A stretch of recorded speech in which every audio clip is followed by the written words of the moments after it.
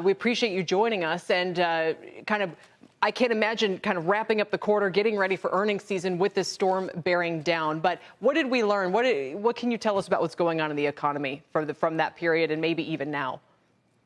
I think the economy, as really your last guest talked about, is in good shape. I mean, it's hard to have a recession when there's full employment, and I think there is right now.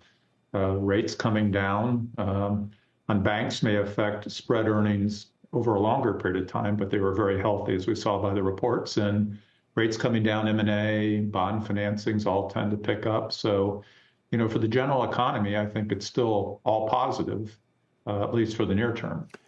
Paul, I'm curious just to get your thoughts on it. I hear people like you, very learned, experienced executives, market forecasters, basically all saying the economy is doggone good right now. But American voters don't seem to feel that way at all. Why do you think that is? Well, I think a lot of it is what inflation has done to paychecks. You look at the high inflation rates and the costs of not just general inflation, but staples like eggs and other things have gone up much quicker. So people feel those squeezes.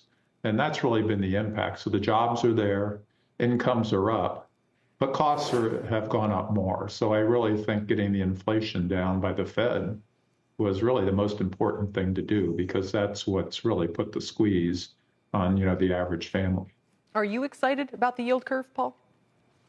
Am I excited? I don't know. I don't get excited about yield curves one way or another. People predict them going down or up, and we just try to stay neutral with them. We got criticized for not taking bets a few years ago and locking in our portfolio, and we said we're in the long run, and that ended up paying off when rates really started coming down. We were still floating.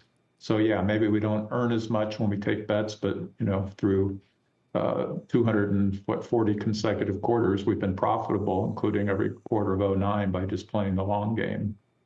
Tell us what your experience personally and that of your teammates was as you faced down these two recent hurricanes, most especially Milton just a day or so ago.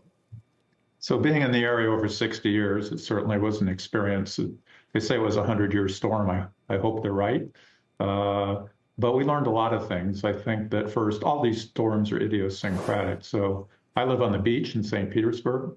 I got flooding on my first level and lost cars and boats. And all my siblings, some had flooding, some did fine. The second storm, which was supposed to be, the killer storm, really we had no flooding, even on the beach.